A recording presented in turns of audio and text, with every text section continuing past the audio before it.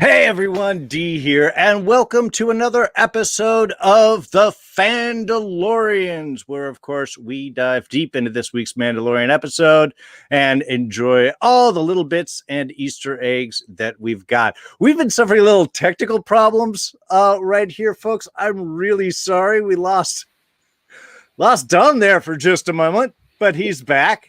Thank God. I guess the Imperials are striking back through this episode. So let's get into our introductions. Parson, right over here on the top of the screen with me, we have from Smirking Gun Reviews, Mr. Rob Stone. Hey, what's going on, everybody? Happy to be back again for chapter, what is this, 12 now? Chapter 12, yeah. Chapter 12, yeah. We got a lot to talk about in this episode, so I'm just going to quickly just direct it to the man below us who was where I was. But now we flip-flopped. We have a little bit of a... Yeah, I'm next. It happened. If anything, it means that I'm next. So I don't come back. This was, fun. Yeah. Don? Thank you, sir. You know what? Great action-packed episode. A lot of little lore Easter eggs in there. Stuff pulled from Legends.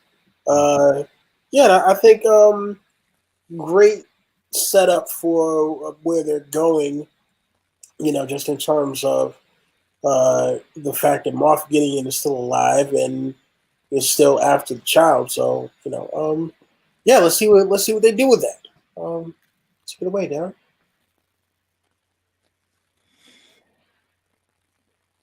Oh no, did we lose him? No!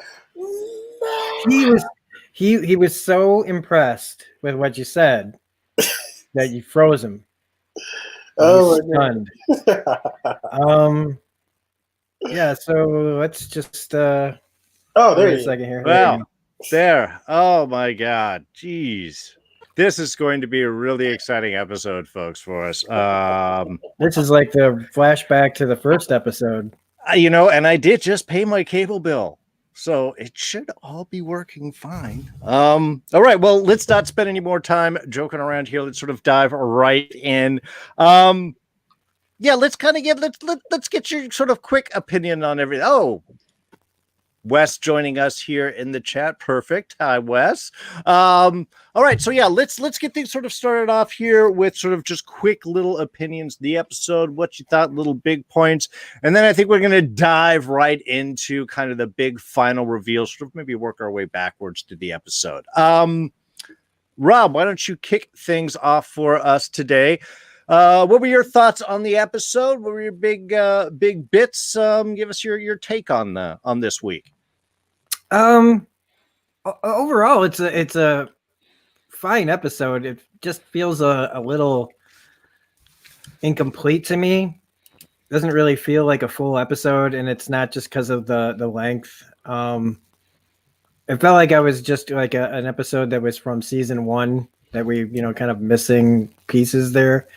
But what I liked, I sound like I didn't like it automatic right off the bat. I did like it. I don't know. Like I said, it just feels a little incomplete to me. Just kind of going back to Navarro and seeing, Cara Dune and the blue guy, what's his name? Mithril, yeah. Yeah, so he's like the armor that Frodo wore. And then Cargo. I like all those characters. I liked the Imperial stuff. I liked the Baby Yoda stuff. I liked everything in it, but just for some reason, I just kind of felt like by the end of it, I was like, that felt like the first part of a longer episode. That for me, I just felt like it should have kept on going for longer. I feel like there was more going on there, and we just kind of ended it quickly. And that's not to say that what was there wasn't good. It just left me feeling like, not like, oh yeah, I can't wait for next week. Just, I don't know. I just felt kind of like I needed more from this episode, I guess. It just felt like really fast, really, really fast. Yeah. Like we just, and don't get me, like, remember how like those guys, the last planet, repaired his ship in a quick amount of time, and it was like horrible. Yeah. And this basically the same amount of time, but his ship looks perfect. I was like, I know those guys were probably just working with less, better, not as great of equipment. Maybe there's a difference in what they had, but it just felt like, I don't know, a little bit too quick to have his ship repaired that quickly. Because he wasn't there long. They were there, Sure. They went in, and they came back, and his ship was perfect. In such great, because he was taking out TIE fighters. But I'll stop because I do have a lot of positive things to say. That one thing just kind of, it doesn't irritate me. It just, I don't know. Like No, I said, I can see where you're coming back. They're definitely a little loose with the passage of time in this show and how long things really take and how long things are going on. So I totally get that. Don, what's your take on this week's episode? I agree with Rob about the pace being a little too fast in certain instances. My one instance will definitely be the Cara Dune fight in the old Mandalorian covert. Like there was more of the editing that was kind of a little too quick paced for my liking. Yeah, and definitely the whole thing with the Razor Crest being like, damn near brand new in what seemed to be only a few hours. That was a little suspicious, but as you said, not even just with this, not even just with the Mandalorian. There are many things with Star Wars where it's kind of hard to tell like how much time has passed. So, if you think back to Empire Strikes Back, how long was Luke supposed to have been on Dagobah versus how long did it take Han, Leia, and Chewie to get to Cloud City? And, so yeah. It's one of those things where like I don't know how long any of this is supposed to be, but it's Star Wars. My only other complaint, now, if you look behind Rob there, you see Mando. You see that poster of Mando, and in the lower half of his body, on his I guess his right side, there's a little thing that looks like a tuning fork sticking out there. A really big gun, and yet we do not see Mando with that gun for like the past couple of episodes. He's rolling around with just a little with the little sidearm, and I'm just like, okay, it's a little suspect, but maybe there's an in-story reason for that. Sure. But overall, I liked it. Look, any chance to see Gina Carano, I'll take it. Baby Yoda was kind of a dick, but so was the kid. He could have just given him a cookie. Exactly. That's exactly what I have on my note. The kid could have just given him a cookie, So dude, I don't necessarily feel bad for him. I'm like, hey, baby, give baby a cookie, yeah. Yeah. And overall, I liked it. I thought this was a fun episode. When we talk about the big reveal at the end, there's some stuff that I want to touch on because that was definitely an Easter egg, something pulled from Legends. So yeah. Oh, and we got the return of the X-wing pilot who is still on the trail of Mando. It's like, oh, but what was it called? The transponder. The transponder, said it was like, oh, transponder. Bah! The old equipment here Yeah, Speaking of that, I mean, Karl Weathers did a good job directing this episode. he really did. Yes. Yeah, I was kind of surprised about that because, like, I mean, we haven't. That's the one kind of really good thing also about their process that they've been doing with this. No previews. We don't know anything about anything about anything. You go in absolutely cold. You don't know who's done editing, principal photography, direction, guest stars, nothing. You go in, you watch the show, and then at the end, if you want to sit through the credits, you're like, oh, wow, okay, they did an amazing job. So, yeah, I kind of like that. It takes you back to the time before, before you got spoilers about everything. So. Very true. Very true. Also joining us live in the chat right now, Devontae Smith and Deborah and Silva Surfer, always here live at the show. Always great to see you. Deborah's mentioning actual lava flood would have been cool, like coming back to the glider and just a lake of lava down there. Also very true. Let's see. Oh, and also comment here about Karl Weathers working. Wes mentions his acting was a little dialed up too. Yeah, I actually thought he was looking really good in this. It's kind of like I would think that Karl Weathers like, okay, got some Star Wars energy going on behind me. Let's clean everything up. Let's look our best. Let's really dial everything in. So, I mean, if you're going to put your best foot forward, I think this is definitely the IP to do that with right now. I personally really enjoyed this episode. I completely agree with the whole timing wise, and it was kind of in some ways almost a throwaway episode, almost like a one-off. Like it reminded me a lot of Six, the prisoner from last season, where it was just going on to the Republic ship and busting out. It had a lot of classic Star Wars look in this, and here we're going on to Imperial base. A lot of classic Star Wars looks, a lot of classic callbacks, some great action both with the speeder bikes and the TIE fighters at the end. I thought was really fun. Well, the episode didn't necessarily mean a whole lot outside of the big reveal kind of bit of info that it drops here at the end.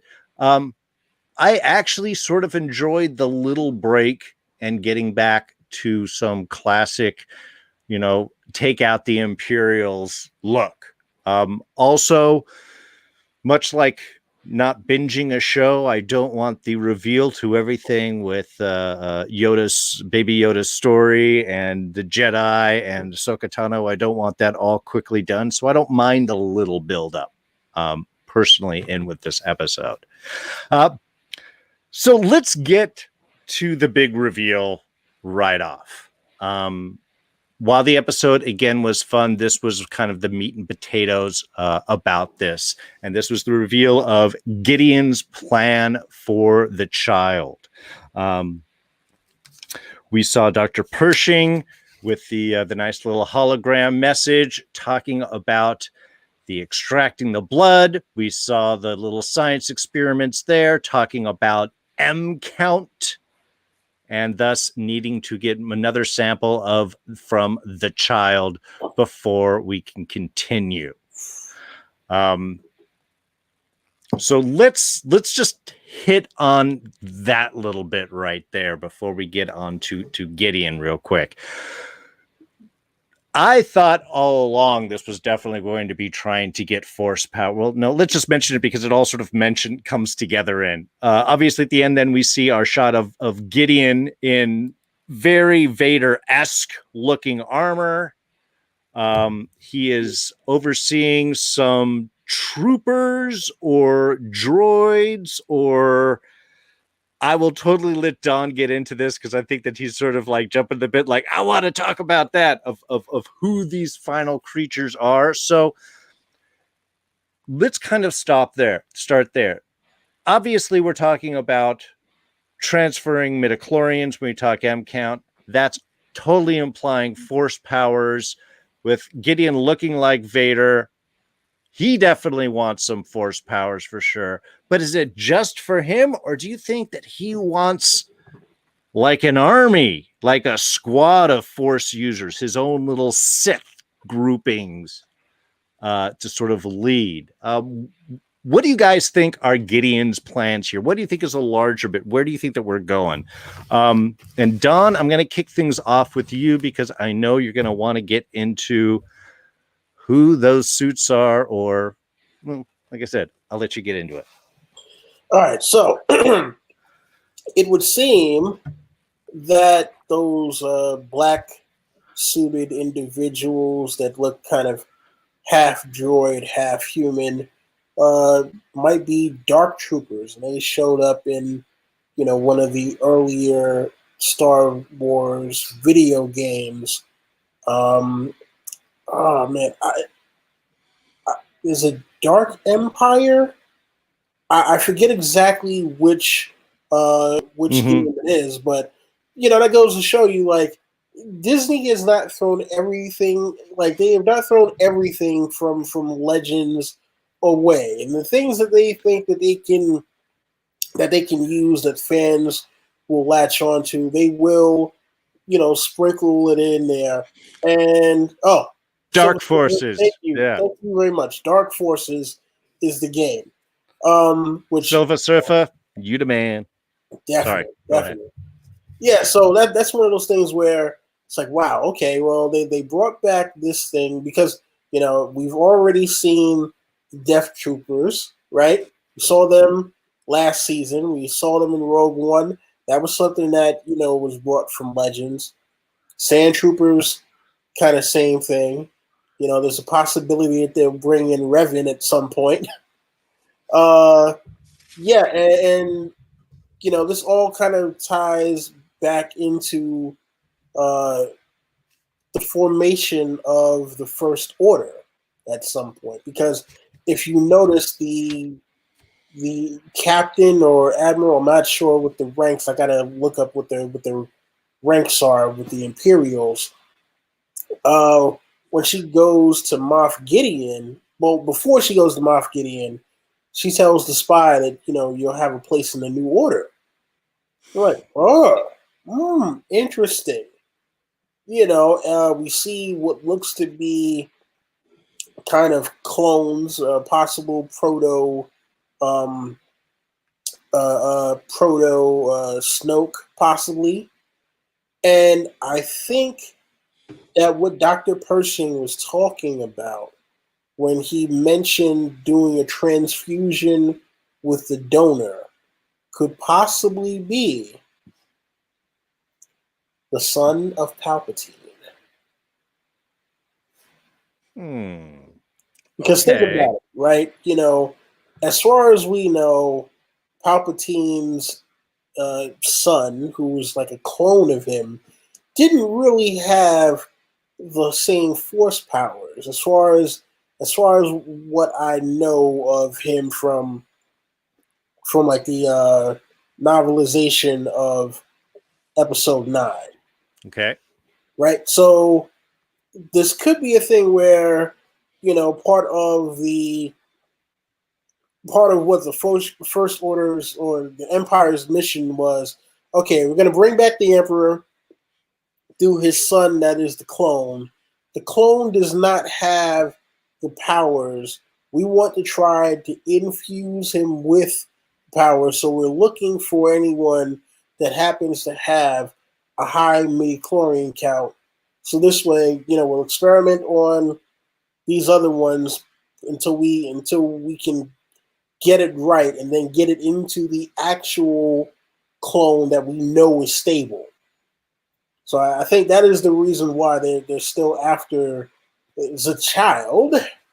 And we'll see what happens from there. Okay. God, I hope they're not playing that. I mean, I see where you're going with that, and I appreciate setting stages for a long storyline.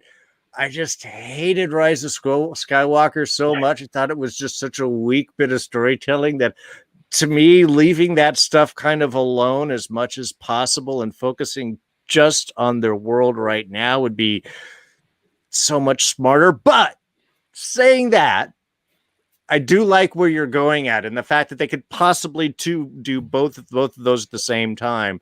I kind of like, because honestly, I totally out of my brain the whole Palpatine clone and what's kind of going on in Exegol right now, effectively. Rob, what about what about you? You on that? I don't really know where to go. That I was not expecting that direction at all. What do you think about the whole the cloning bit, Gideon's plans here? Where do you think that he is going? What do you think that he wants? What's his step? Do you think it's setting up for Palpatine, or is this his own stuff out of it? Well, I mean, between us, you guys know that I chose not to see Rise of Skywalker. I chose not to let that in. And I know enough about the story to, when I saw the tanks, I went, no, don't say that this is going to tie into that thing that I purposely avoided so that I wouldn't have to ever have that really be canon in my mind. And so that's where I thought, I was like, oh, they're trying to this is like the beginning of that. They're showing us a bit of that, but like the beginning phases of what they were trying to do in Rise of Skywalker or whatever. I hope that's not where they're going. I would like it to merely be that Moff Gideon has his own plans to build his own army with force powers. Or a squad of troopers to have force powers. I'm also really glad they didn't actually say anything but the M word. They didn't finish the word. Mm-hmm. I'm really happy that they didn't say it, because I don't like saying it. I don't like thinking that that word either. But if that's what they're going for, then I'm good with that. I think it'd be interesting to see what their ultimate goal is. I want to see like experiments gone wrong. I want to see guys that, like, whenever you've seen like old tests of like, do you guys remember the Rocketeer when they showed like, this is what the Russians try to do with the rocket and the guy just explodes? I want to see like they're testing on people, like, okay, he's got the force powers in him. Let's see what happens. And like, like maybe like in The Boys, but not quite as gory, like somebody explodes or something. Or just backfires. I want to see the actual stages of this like working. I want to see, the things that they get wrong, or maybe that it, they think it goes right, but it goes really wrong, or something like that, where we get some kind of really messed up kind of like Darth Maul's brother kind of situation, where it's like he's a little more nuts, like, you know what I mean, like one's bad, sure. Two, but honestly, I mean, when I heard the initial idea though of we want the blood for to create this, I was kind of like I'm fine with it, but it just kind of seems like why? But I mean, I guess they're looking for any kind of advantage at this point because of how desperate they are. And that's why I'm hoping that it's more that than anything that has to do with Palpatine. And and since they're really not taking stuff from the books, then I kind of would doubt that they're going to do that, because I think that's too long of a game. But I do like the idea that this is like the beginnings of the First Order. And that we're going to see that, whatever Gideon's doing now somehow evolves into the First Order. Because we know that, from, or at least what they showed us in 7 and 8, because I can't say 9. We didn't see anybody with force powers in a stormtrooper outfit. So I'm assuming that whatever happens between then and now is resolved. But anything that Giancarlo Esposito is going to do as Moff Gideon is going to be fine by me. Just I just don't think it'll be like the Palpatine angle. I think that's too long term for this show. I think if this was a spinoff and they wanted to do like spend that whole show dealing with that with a whole different cast of characters, kind of like a Rogue One kind of cast, with a bunch of people we don't know, a bunch of rebels dealing with that stuff. Right. I would say that would be the way to go to tell that kind of story, not in the Mandalorian universe. Yeah. No. I'm with you on that. I do hope that they keep the story sort of focused in on this. Whatever you think of the prequels and how Rise of Skywalker all ended up, and perhaps in the future we might do an episode or two special talking about Star Wars, because I know that there are a lot of opinions on both the prequels and the OG trilogy and the sequel trilogy that people have, and people may be a little surprised on how I look at things. But I do hope they kind of keep their focus on this, just because there's 35 years between the end of Jedi and the beginning of Force Awakens. And this is what, 4 or 5 years after Jedi ends. So there's still a whole another 30 years. That's so much playtime. And the First Order doesn't have to show up until like 5 years before for Force Awakens or whatever. I mean, I don't know what all the written prequel books or in between books and novelizations that are going on out there, but I think that gives them a wide realm of a world to build and play without having to connect with larger movies. I think having that freedom is what gives Mandalorian its positive spin there, that it doesn't have to sort of connect in with everything. So yeah, I hope they keep their storyline sort of focused here, as opposed to trying to connect in with whatever the future movies ended up doing. I do have a quick question for Don. Since it sounds like he's read more of the books than I have. Since Disney bought Star Wars, have they been writing their own books besides novelizations of the movies? Like, have they been writing books that you could buy at the store that are now canon? I don't know. Yes, they have. A lot of it has been kind of in between, explaining stuff that they should have explained in the movies. I haven't read any of them. And also, by the way, I also have never seen Episode 9. Look, gentlemen, I'm just going to give you both a hand right here. I know there's some people in the chat that would agree with me also. I mean, just commit and stick it to your guns like that. However your opinion, however you take it, I got to give you guys respect for holding off on that, especially through a pandemic when we are all thirsting for any type of entertainment possible. So, right on, gentlemen. Right on. I can't do it. Honestly speaking, Episode 8 almost broke me.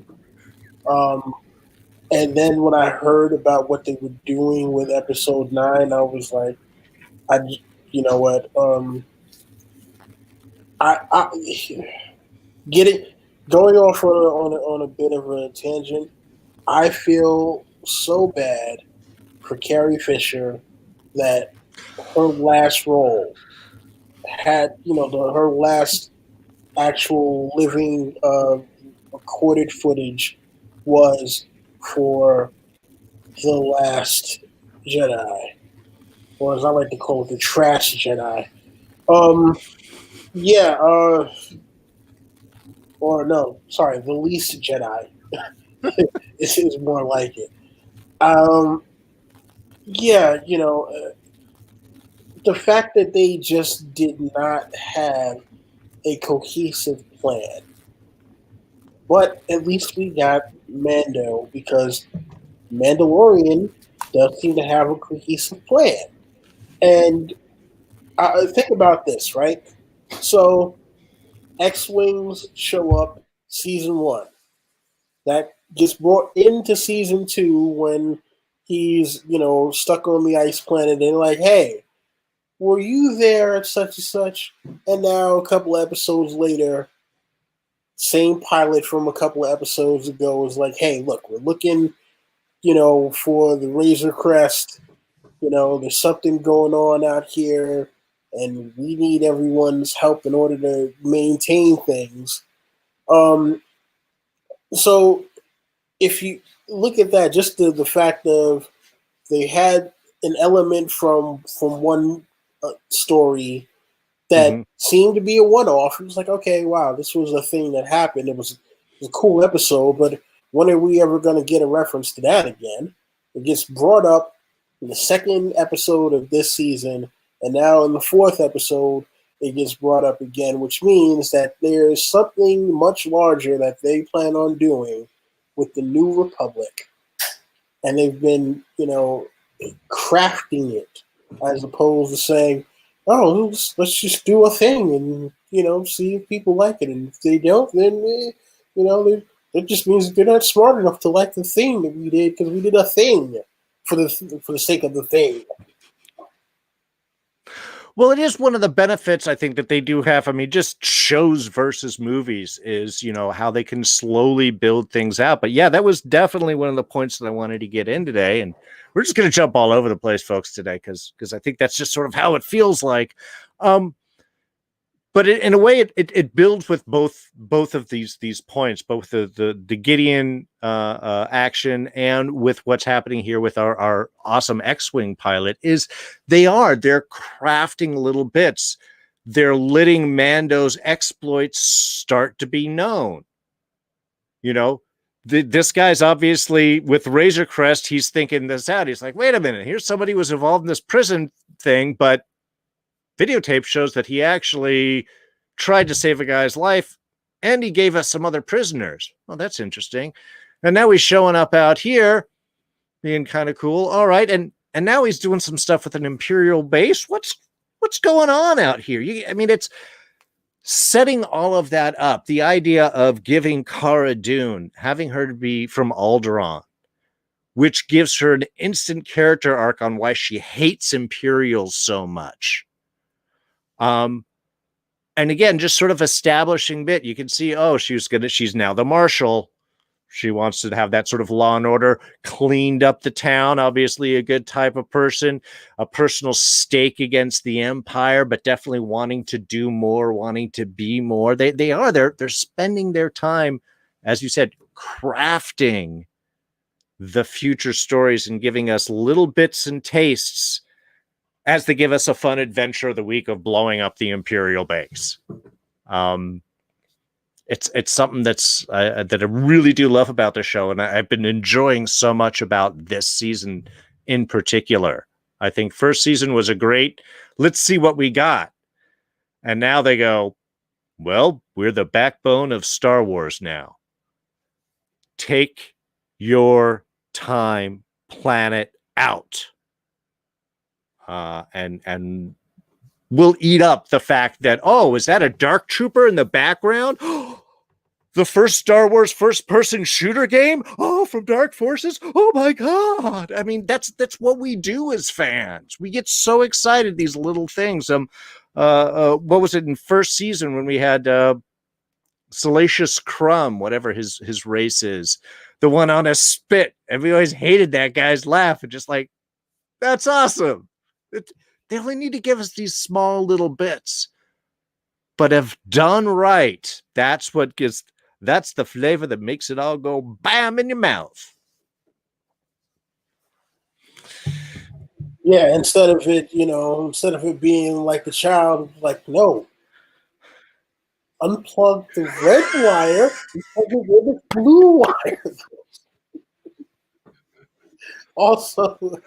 Also, another racing, like, no, take the blue wire. Oh yeah. Oh, man. Well, okay, and we'll see. So that's it. I think maybe they found a nice balance with stuff too, because you can have your cartoony comic scenes trying to get the child to get the right port and the right color wire and so on. That's comedy. You've got Mithril, who, God, I kept expecting him to annoy me, and he stayed almost just on this side. I mean, I don't know, maybe he bounced a little bit back and forth over the line. I'm not sure. It's like, does that comedy work or does it distract? And I think the fact that they didn't focus too much and they allowed him to shoot a couple of stormtroopers made me feel a little better on him. But then they can turn around and give us the great action, the great chases, the awesome bit with the Razor Crest. When that thing shoots the one and lifts over and then drops down, I literally rewound that like 4 times just to watch that moment. That's so cool. I mean, I don't know. I think they're finding a balance with all these tiny little elements to actually that they can appeal to the kids, appeal to the teens, appeal to the adults, and not make it too untasty at any moments for any one little group there. Yeah, the moment at the beginning, with him just trying to explain the wires was so it brought me back to Guardians the Galaxy Volume 2 with baby Groot and the button. And it works. It and I didn't mind that they were they were borrowing that kind of comedy, because it works, because it's just such a ridiculous situation taken so seriously. That's the comedy that works. Now this Mithril guy, look, he's played by Horatio Sands. Mm-hmm. He remember how long he was on SNL? I haven't watched SNL in years, so okay, sorry. Well, let's just say that every year, you get new cast members, but Horatio just was always there. And it's good for him. Good for him. He was collecting a paycheck. But just like on his stint on SNL, to me, he's already overstayed his welcome. Mm-hmm. Because I just wanted to him to get blasted. I didn't care. I don't care about that character. He just complained too much. He was just that guy, like Karl Weathers kept knocking years off when he should have been adding them. I don't know. They have him, so they use him. But the child stuff was great. The scene in the classroom, the other kid's reaction to the child was, without words, so great. Just like looking at this kid, looking at him, like I felt that actor did a really good job with just face acting. The child, we said you guys said he was a dick. I mean, he's just a little kid, and he doesn't understand that not everything is yours. And I liked that because how many times have you had like a kid around who just expects, he sees you with something, he thinks that they can have it too, or she, and that's just kid behavior. Yeah. Except the kid can use the Force, and I thought that was really funny. And I also like that they didn't get weird with it, where the kid just went, "Yep, those are his now." Like I was worried that scene was gonna get like where the kids were gonna start teasing the child, just because instantly they all started talking about him, like because he's the new, there's this weird little green guy brought into the class, but it didn't go that route. It was a cute scene, and see, that's the stuff that worked. The Mithril guy just was a little too much. He felt like the comic relief. He felt like the Jar Jar to me. Right. or I just didn't need him. I don't know what he's there for other than he's on that planet and he didn't die already, so I guess we have to use him. Of the callbacks I mean, of characters, he is a character that you can threaten. It's always funny to, I guess the joke is that you can threaten this guy with anything. The one moment that worked was the very first moment when he inked. When he saw Mando and he inked. That was funny. But that had nothing to do with the actor. That was just a creature moment. It was a natural bodily function that he had a fear response to seeing Mando. That was good. Other than that, like the rest of the comedy from him, just to me, just doesn't. That's a personal taste. Comedy, one man's joke is another man's. Like how I took it. I just was like, just stop talking, dude. You're there for one purpose. You're there for one purpose, and just you're to be ridiculed and get in the way, and then hopefully someday get shot out of an airlock. Hey, I will not harsh on anyone for disliking an attempted comedic character. I have obviously mine I hate as well. So maybe it's just a ranking for all of us of where we put these characters. They don't need them anymore, though. I have to agree. Yeah, I like the Baby Yoda scene in the classroom was kind of fun. I agree. I like that it was done simple. Certainly, the child is used to getting his or her way. Very much uses the cuteness for expectation, and when it doesn't work, I guess it's nice to have the Force. Yeah, a few mentions in the chat of whether or not they should have had Baby Yoda with a Band-Aid on his forehead afterwards to perhaps imply the other boy was not as happy about him taking the cookies. I don't think Disney would do that. Personally, I think they would avoid any type of sort of violence there. It's all just comic little bits, and like you said, just I guess it's your cookie now.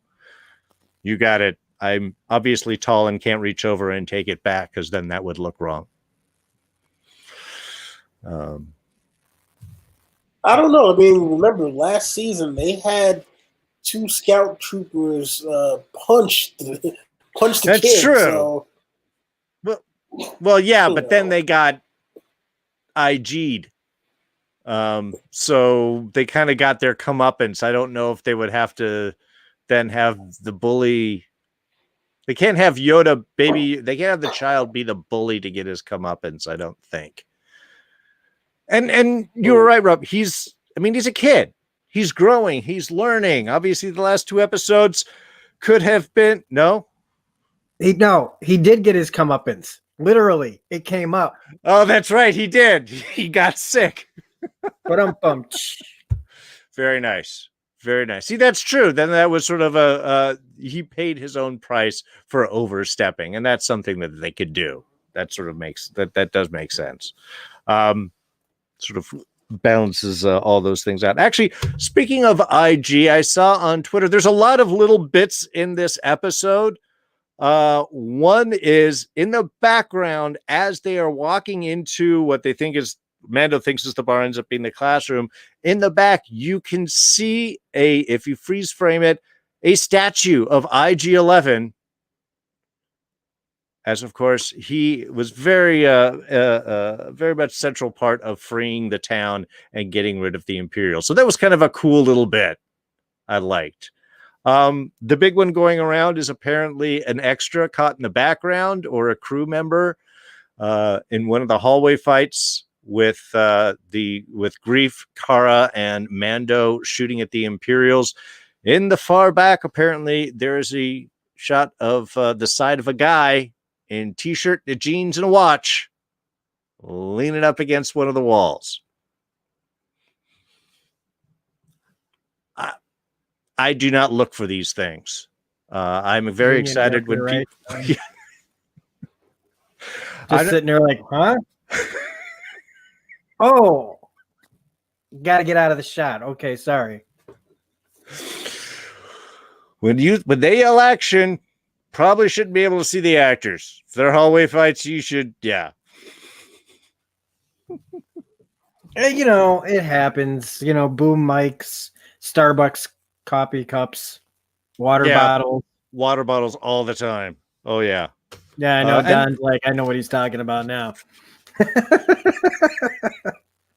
But it does happen. You know, when you see a boom mic in a movie, in a real professional movie, you go, oh, man, how did they miss that in editing? You know, it happens all the time. Mm-hmm. So. Well, and sometimes, I mean, the truth is you got a perfect shot that clips in perfectly with the other things else, and you just have this. Maybe they don't have a second shot, or the lighting was off and it doesn't mix in, and they kind of have to use it, and they just hope, hey, if you're watching the movie and you notice the boom shot, the boom mic in the corner, we've already failed that you're not paying attention to what's going on the film. This is Star Wars, of course. Everybody free frames every little bit and inspects every little moment to try and get clues for what is coming up next. So I guess they need to be a little bit more on top of it.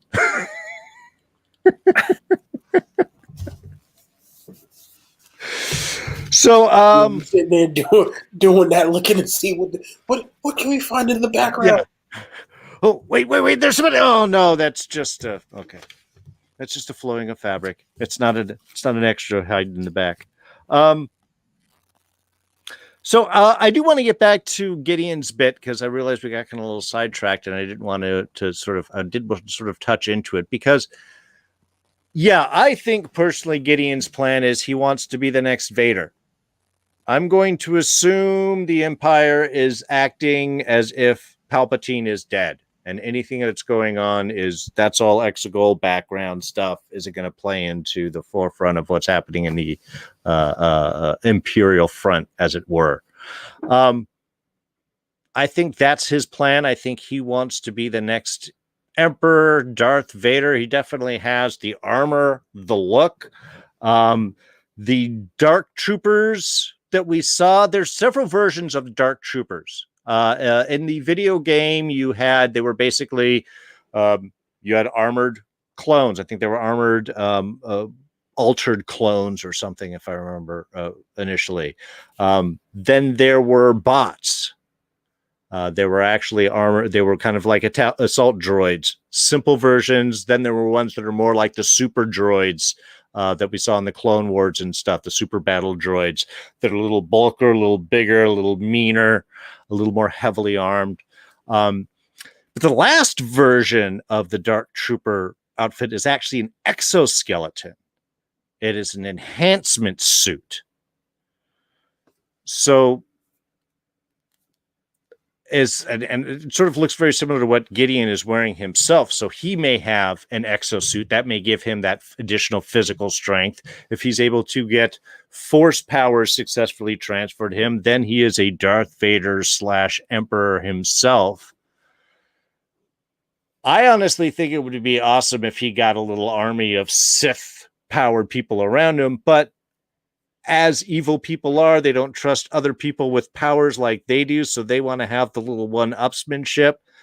But if he's got his own powered armor and force powers, plus he's got a super troop of exo-powered dark troopers, that's a pretty serious force, and certainly one that you might want to call in your recent Mandalorian connections to go battle and take out. So I think they've got the potential to set something up very big. Now, maybe I'm reading too much into things, as I often am. But that would certainly make Gideon a force to be reckoned. God, it was going into my head. I didn't want to do the pun, but I couldn't avoid it. Certainly set him up, certainly get the rebellion, the New Republic interested into him, even though, as we've established, this is the Outer Rim, so a little far from the New Republic and all of their stuff. You might need to pull in some of your Mandalorian allies in order to help. So that's where I'm hoping they're adding things up. And if next week they head over and pick up a Jedi, It's kind of a good group to have going against a new Darth Gideon. Yeah, I really dig that.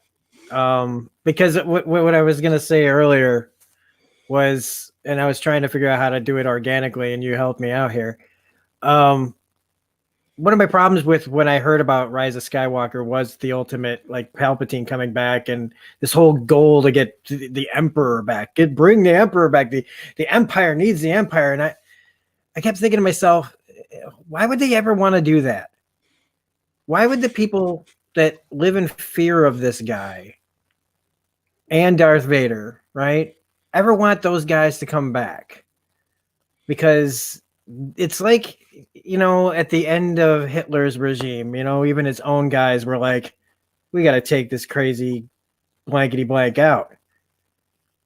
Like, we can do this better. We can push back. We can pull back on some of the crazy.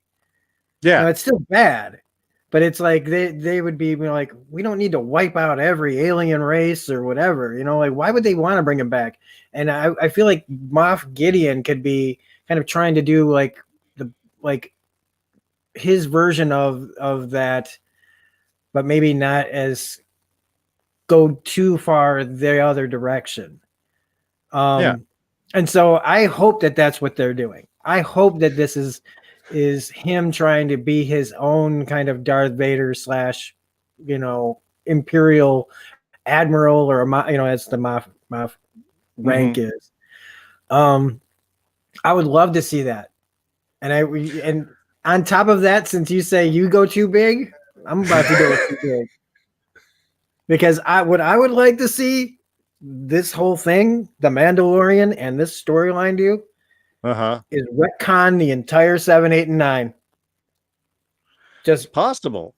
Just start the Return of the Jedi, the Mandalorian, and then everything else is new, and we can just 7, 8, and 9. If you want to consider them canon, you split can. The timelines. We're gonna reset everything else, and I know they're not going to, but like I said, it's big thinking. But they could retcon this and make Moff Gideon the new bad guy instead of the First freaking Order, which to me is just like the hand-me-down Empire, like. Yeah. They could be just as good as them, but not really. Like nobody cared. In the old Legends book too, I mean, the Empire continued on. There were fragments and whole things, and there was actually and I can't remember his name, who ended up being the Grand Admiral of the Empire, ended up being an ally to the New Republic at a point when the Yuuzhan Vong attacked in points. I mean, it became an actual interesting storyline how this Imperial Admiral, Captain, and then Admiral learned to try and not be quite as dickish in the whole Imperial thing, but actually come around to be like, look, we have a certain more structured viewpoint of looking at things, but that doesn't mean that we have to repress everybody around. So, I mean, it became a very interesting arc for that. But also, yeah, why do you need to? There's tons of enough Imperials out there. The galaxy is big enough. There's got to be enough remnants that could come together and just try and carve out, especially in the Outer Rim, which is a little far for the Republic to get to. I think they should really. They don't have to retcon because, again, they've got 30 years of storyline they could play with and go at the last minute. Oh, and then this happened. Or diverging storylines, the Kelvin storyline right here, or the streaming, the movies are the movies and the streaming service is the streaming service. The shows are one thing, the movies are another thing. Like, it just pretend that Cap went back at the end of Endgame to Star Wars and started a new timeline with the Infinity Stones. Okay, all right, he went. And this is just a different Star Wars timeline. There's everything has a multiverse. Why can't Star Wars? I mean, don't tell me they haven't thought of it. Okay, I know they've thought about it. I know there are people in there going, God, I wish we could just change all this. And the thing is they can. No. They probably won't, but they can. They own it. They're not going to let it go. It's theirs forever and until it's not profitable and somebody else, maybe like way after we're dead, decides to buy it and do their thing with it. Because they can do whatever they want. And I'm telling them, like, I'm looking at you right now, heads of Disney. You can do whatever you want. Watch the show. I mean, listen, yeah. Hey, you never know. I'm dreaming. I'm big. I'm going big, and you can do whatever you want. You can make the streaming service universe whatever you want it to be. If you wanted to ignore 7, 8, and 9, you can. And you can guess what you can do with it. You can actually have a plan this time.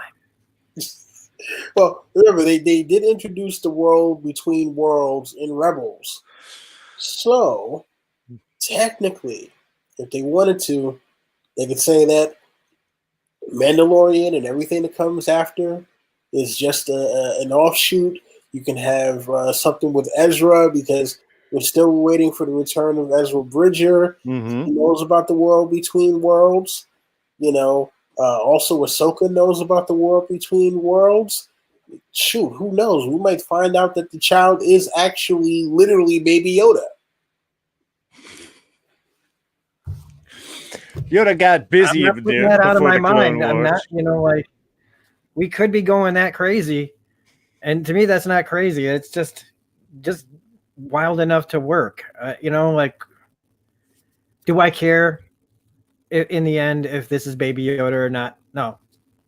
What I think it was really interesting, if they do it right, and it is, yeah, it'll be great. But because it's all just made up stuff, like, as long as they figure out a way to tell the story that makes sense, even if it's time travel or parallel universes or multiverses or whatever, I mean, like, heck, you could even potentially, if they wanted to actually recreate Patton Oswalt's filibuster from Parks and Recreation, where the Star Wars universe joins the Marvel universe, they could do it because they own it all, and, I'm just saying the sky's the limit. And even though they probably won't see this and they probably won't go this way, there's always the possibility that it could happen. Yeah. Well, look, I think in the end, I guess what we're still talking about, though, is the direction of what Moff Gideon is doing. Is that a good story? And I think, yes, it is. It's way more preferable than what we got in the movies, because he's a guy that we already like as an actor. We've got they're slowly establishing it, not just throwing us in the middle of it like the First Order just gets dropped on us. You know what I mean? Mm-hmm. After the fall of the Empire, and we wait all these years, we have the prequels, and then finally we get to this, and then they say, oh yeah, everything that happened at the end of Return of Jedi, well, 30 years after that, the kids of the kids of the kids of the Empire decided to make their own club, and here you go. And this way, at least we can see this story slowly build and explain how we get to that point. And that's much more preferable than how we got it the first time around. Fair enough. I think Disney is well aware of many fans would prefer that the sequel trilogy be wiped from existence. There are actually aspects of the sequel trilogy I do personally really like. I think from a business sense, yeah, there's no reason why they would do it. I think that certainly that gives them a lot of time with Mandalorian to play plenty of stories over the next 20 years that don't have to connect at all with the sequel trilogy, and they could do their own little things and stuff, and they can go crazy with that. I know there is sort of an animated Star Wars series, but I haven't watched that one, so I don't care. I can just blow it off because I haven't seen it either. Are you talking about Rebels? No, it's not Rebels. It's the new one that had Poe Dameron from the Resistance. Yeah, Resistance. Yeah, but I haven't watched any of that. Well, again, point being is even any of that is far enough in the future. I think this gives them a realm to play with. And yeah, especially their Outer Rim, it's not central. They can spin this off and do here's Ahsoka's story, and here's what happens with the Mandalorians, and here's what continues to happen with Mando and Baby Yoda, the child. they can spin all these different areas off and keep them as they can only need to connect to themselves. And of course, all of the books that will end up being written to try and maximize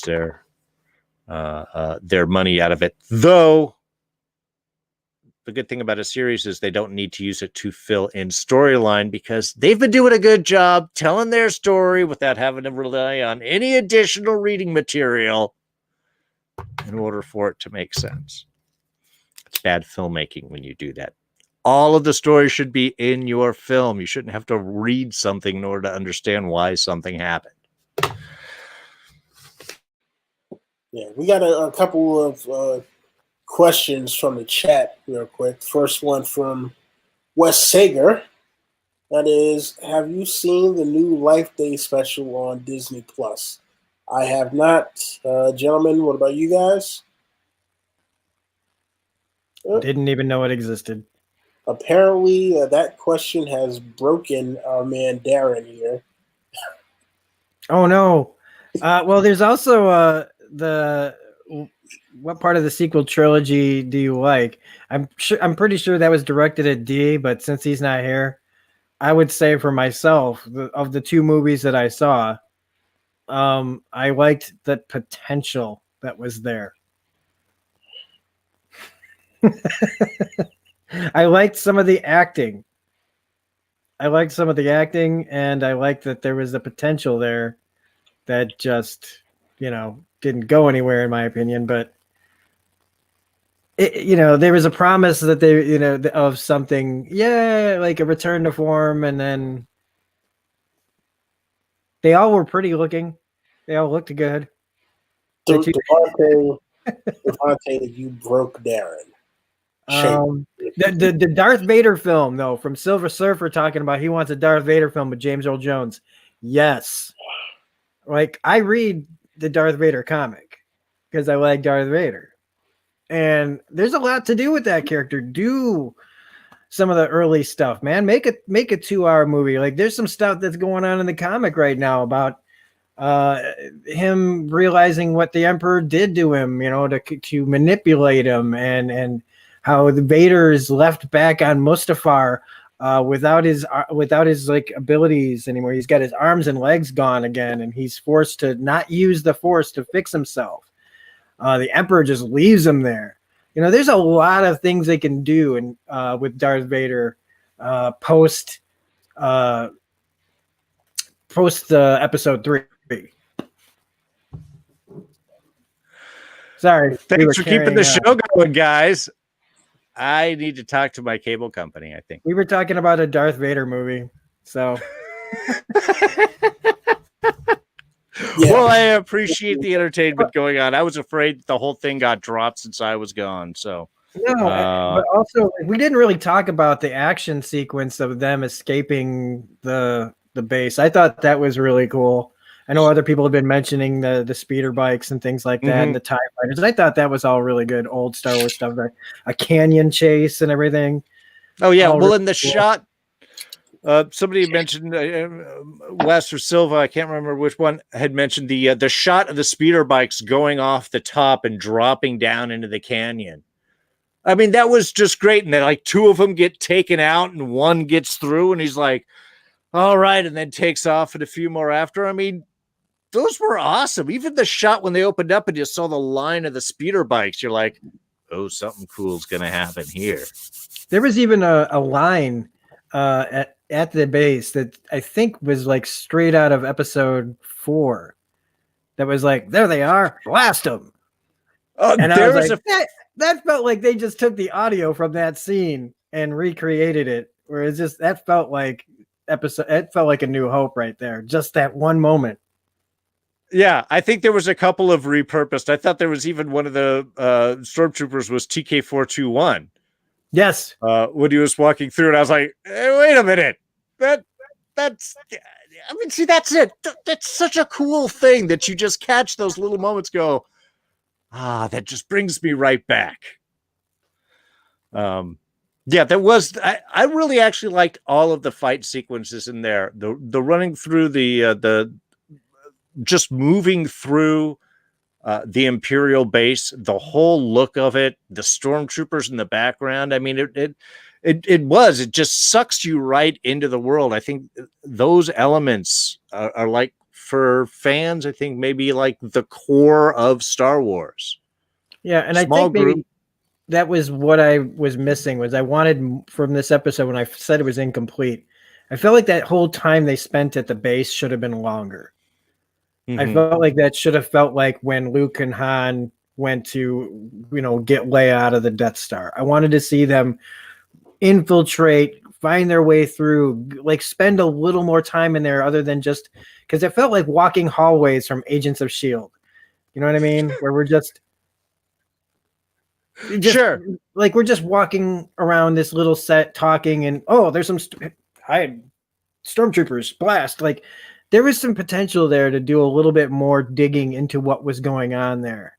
Maybe even having somebody get captured for a second or something like that. I don't know. Maybe they'd have, maybe Mithril gets caught and they have to decide whether to go back for him or not. I don't know.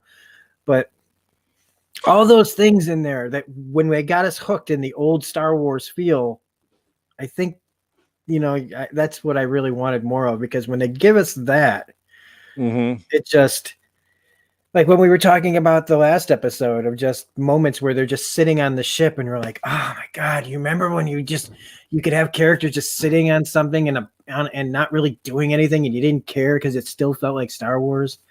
That's one of the things about this show, that no matter what I might say about or gripe about any episode of this show or any show, it's, what they get right here, they get right so well. Without, they're bringing new fans in that'll start appreciating the old stuff more, and they give what we've already been appreciating a nod that they haven't forgotten us. With all those little details that only really, the people that it shows that the people that write it are fans. And like somebody said in the chat, George Lucas is Filoni's, kind of like the master and apprentice, if you want to put too fine a point on it, or be right on the nose about it. But it shows that the people in this really care about it. And like, it just doesn't, when you get into the whole 7, 8, and 9 thing, it just felt so movie by committee. Well, I think that might be where the big difference is the difference between, like, we're going to leave this small little thing in the background that like 10% of you guys are going to notice, but you're going to love that.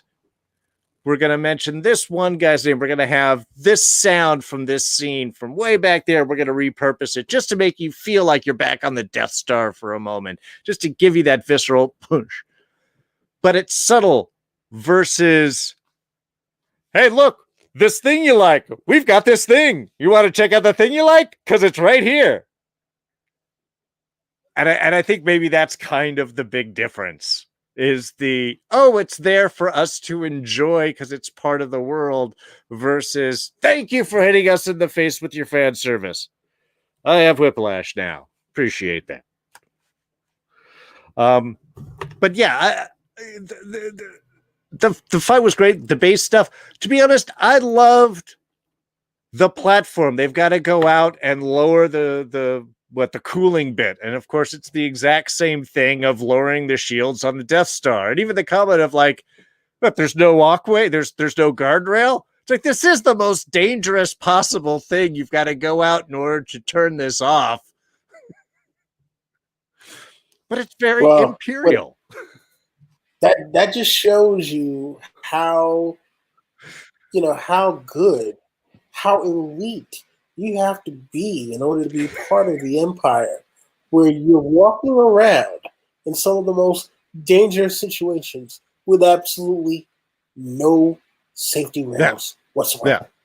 You got to commit to the Empire, man. All the way.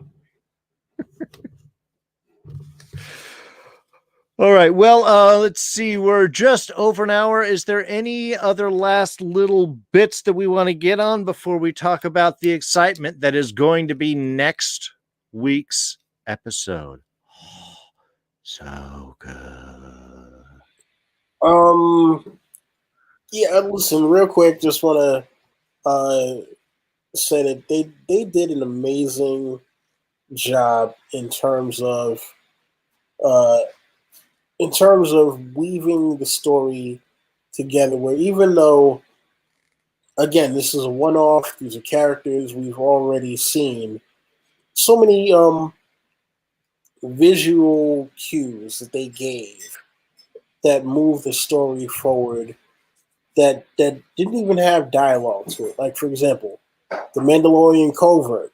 We know now that the armor is gone, just based off the fact that the Mythrasaur skull is no longer there. Mm-hmm. You know, we saw her have her fight at the end of last season.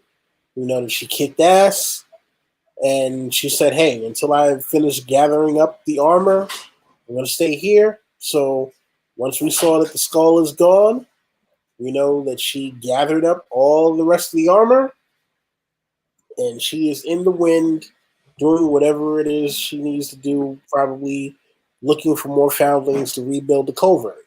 Mm-hmm. Um, the whole thing with excuse me, the whole thing with the spy. We get the look towards the beginning of the episode, and it's like this: the moment that you saw the spy look at Mando and company on the way into the city, it was like, oh, interesting. This means something. Mm-hmm. Obviously, got what it meant later on. We get the dark troopers. So obviously, this is in preparation not only for them trying to capture Mando and the child, but this also relates to the battle that they're going to have over the dark saber at some point. Mm-hmm. Now, whether or not Moff Gideon kind of uh, awakens these dark troopers in order to hunt down Mando, we're not sure. Or whether or not he is building his army to try to hold on, excuse me, hold on to whatever power he has before he's able to expand.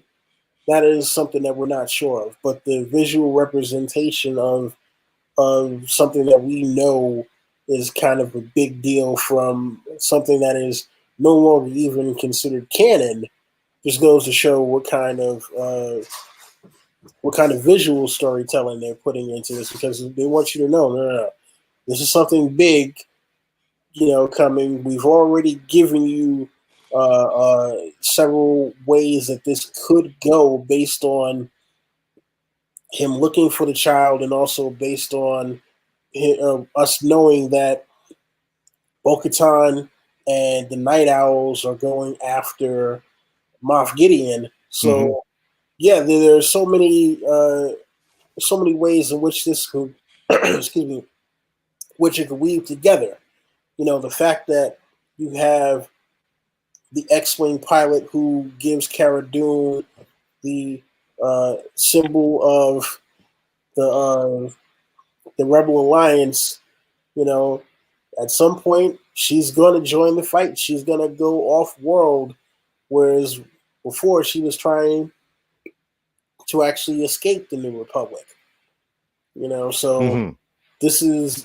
this all. There are so many small little details that show, okay, this is all going to come together and coalesce at some point into something big. What that something is, we don't know just yet, but they're dropping subtle clues here and there. Yeah. It's not all about dialogue. This is they're doing the thing that we say should be done, which is show don't tell. Mm-hmm. They tell when they need to, but when they don't need to, and they can just give you a visual representation, they do that. And this is the definition of a picture's worth 1,000 words. Yeah. Exactly. I agree 100% with all of your points, and you're right. I love that little moment with the repairman, because he looks and you go, something's up. And then they pay that off in a way that makes sense for Gideon. He doesn't need to leave people out there. Just offer a couple of rewards. If you see something, drop a tracker on here and let me know. I'll reward you. I mean, it does that's a perfect little thing, and allows us to continue and connect the story forward. So yeah, I totally with you on all of those points. Which of course leads us to next week's episode. Now, usually we have to wait until the episode drops to get any info on it. We know tons about this episode. Its title is The Jedi. It is directed by Dave Filoni. It is the longest episode so far at 58 minutes. This is, of course, going to be our reintroduction of Ahsoka Tano, the Jedi, the ex-Jedi, really. I don't even know. Honestly, I am stunned thinking, because, yeah, I mean, for the storyline, we want this to be great. And we hope there's going to be a fight, and then we're going to find out more about what Baby Yoda is and the info. I'm not sure how much info will actually be dropped. I don't know how much of this is going to be like, maybe Ahsoka's get captured and it's going to try and rescue her. How much info is Ahsoka going to give? Will this change the whole direction of the show? I don't know. All I know is that the fact that Dave Filoni is directing this, who again is not only the showrunner, the creator of Ahsoka Tano, is the visionary who is really formulating, is basically going to be, if not already by default, the Kevin Feige of Star Wars, effectively. Just gets me giddy even thinking about it. And obviously there's going to be a lot of stuff to talk about, so probably going to be an extra long episode next week. We will have a fourth with us as well, Mark from Enchantment of Eternity. I didn't even know this was the episode, and we just scheduled him up, and this is the time it ended up working. So I'm really excited, because there's going to be tons of going in. Real brief, you guys got any expectations, hopes, or thoughts on next week's episode? Rob? Man, we would have to start a whole video. So all I know is that it's probably going to be like the best episode they've ever done. And I don't like jinx. I don't want to jinx it or anything. It's just, he's everything you just said. He's directing it. He created her. If it's Rosario Dawson, then will we see fights and everything? It's just, as soon as we started talking about it, my mind just started drifting to the finale of Clone Wars, of Vader going to that planet and finding her lightsaber there, and knowing she's in the wind and all these things. And yes, we saw her in Rebels and all this other stuff. And it's like, you know, she was the character at the beginning that was kind of annoying, and now we like her so much. She is, it's to actually see her live action. It makes me want them to just go back and redo the Clone Wars in live freaking action. Just do it. You know, recast Anakin and Obi-Wan and just do it. But no, you can tell I'm as excited as you are about this one. And so I don't want to, it's just going to be really, really good. And since we go in cold, I'm not going to speculate, you know, again. And I love this format of no trailers, because I hate trailers anyway. Just, if it's not a property I know, I don't need it. You know, if it's a property I know, I don't need a trailer. You want to make Captain America the next movie? I don't need a trailer. You tell me Chris Evans is coming back as Captain America, I'm in. I don't need anything. It's the same with this, okay? If it's a movie from Tarantino that I don't know, then yes, I want a trailer. This, don't give us anything. Keep doing that for all of it. Whatever you're doing, don't stop with this. Don't ever give us anything to speculate. Make the water cooler talk better when, you know, the conversations are better when you don't know what's coming. Yeah. Ooh. So I'll put it to Don here, what he Yeah, I had no idea that the episode title or the length of the episode was out. Only that Dave Filoni was going to be directing. I mean, I have heard rumor that this episode will change everything for the Mandalorian, which the big speculation behind that is that the child will be going with Ahsoka Tano and that he will be exiting the show. Which, oh my God, that would not only would that change everything, that would I don't know that it would be a positive No. show. So yeah, listen, I'm I'm going in. Listen, you know what? Look, my alarm is gonna be set for 3 a.m. so that I can wake up and watch it when it premieres. So that is the only thing that I want is to make sure my alarm wakes me up on time. So as soon as it says new episode is now that I will be there, ready, willing, and able, with all my regalia, ready to fanboy out as always. Yeah. I haven't stayed up to watch them, but since it's Black Friday, it's gonna be Black Friday that the day after Thanksgiving. Ooh. And I'm off of work both Thursday and Friday, so I'm staying up. I'm staying up this time, man. I'll watch The Mandalorian and then go to some store and buy a couple of cheap video games or something, because I'll be awake anyway. And then I'll do my review. Like, it's gonna be crazy. It's gonna be crazy, man. I can't wait. Yeah, really excited. I don't think they're going to take the child. I think, if anything, Ahsoka will just be like, oh, well, I'm busy. I got this whole Ezra Bridger thing that I got to do. So go head this way and good luck. Take the child with you. I think they've got the winning combination with Mando and the child here. I don't think there would be any reason to split them up. Much better to set the stages for other spinoffs with the Ahsoka show and the Bo-Katan show and the whatever it is that you want to do. Well, I'm hoping that we finally get what Yoda species is going to be called, because that was another thing that I've heard. Yeah. The two big rumors that I heard for this particular episode were that Ahsoka is going to say, oh yeah, he's and then finally drop the name of the species, and hey, he has the Force, I can train him.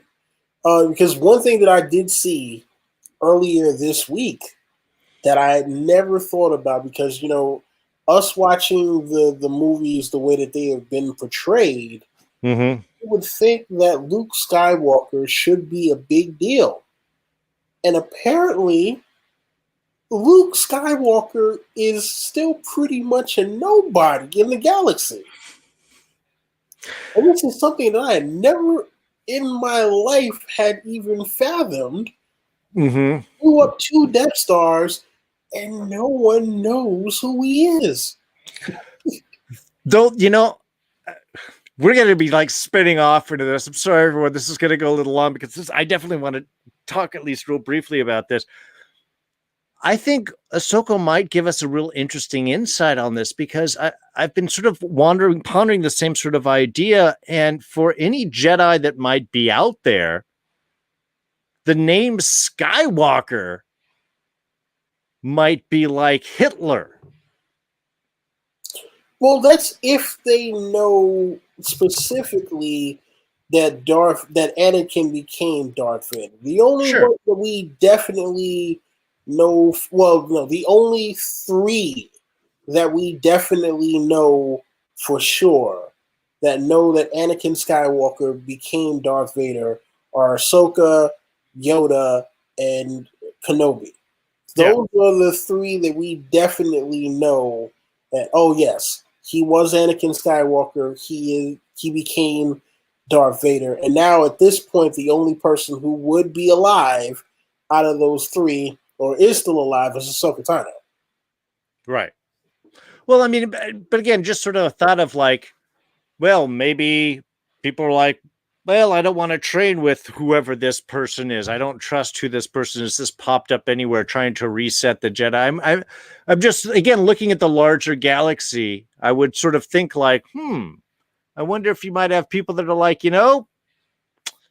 mentioning that we could do the Force and Jedi didn't work out 20 years ago for a lot of people. Let's maybe keep this to ourselves. Maybe there's going to be small little cadres that are training like airbender temples, hidden up in the mountains, doing small little bits. I mean, I'm sort of curious how they might play with the idea of Luke in the galaxy. So yeah, I'm glad you sort of brought that up. I was sort of curious. Anyway, that was just something I happened to be thinking about the other day. Well, can you imagine though the ramifications of if this turns out to be Yoda, if he's trained by Ahsoka, that the person who trained Yoda in the Force would be Ahsoka Tano, the girl that way back when, and all go full circle to be the one who created the Jedi Master is a girl who's not even a Jedi anymore. A woman. Interesting. I like that. Silver Surfer mentions in the chat the novel Bloodline reveals the New Republic finds out the truth and condemns Luke and Leia for it.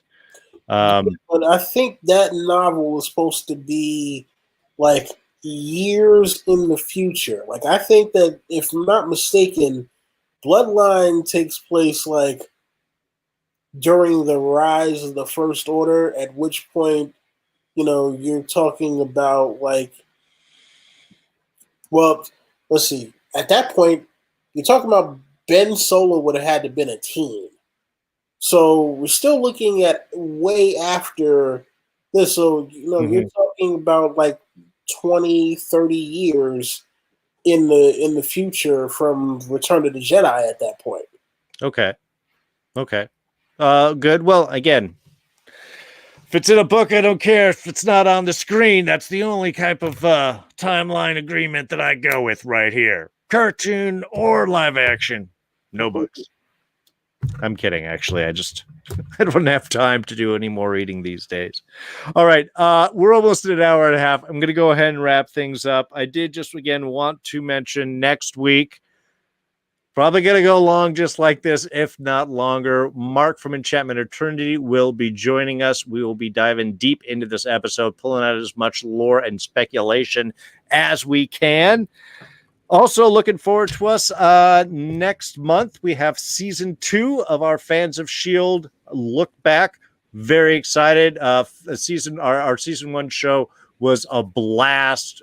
Really can't wait to dive back into. I've been making notes. I've been making connections, really enjoying this sort of review. So next month, possibly the 15th, maybe the week beforehand. Well, I'll let you know as soon as we get this all sort of hammered out with schedules and everything for that. But yeah, our season 2 review of Agents of S.H.I.E.L.D. will be up. And then The Expanse will not be here on D's Reviews, but I will be doing it over on Mark's channel, Enchantment of Eternity. And I think these guys here might be joining us over there as well. So excited about that right there. Yeah, so those are the things to look forward to. Please be sure to like and subscribe so you can catch all of these notifications and all of these reviews. But for now, Don, why don't you tell people where they can find you? Well, you can find me on Twitter at iDonWillie. That's IDonWilli. If you want some older Game of Thrones content until I decide to, start doing some new stuff, you can check me out at Adon of Ice and Fire. Also, you can check out the group channel that, hopefully one day I'll get the band back together. The Hypes Watch. We used to do a bunch of stuff. That's if you're into older Game of Thrones stuff to hold you over until House of the Dragon eventually drops, or Winds of Winter, whenever the hell that book comes out, if that book ever comes out.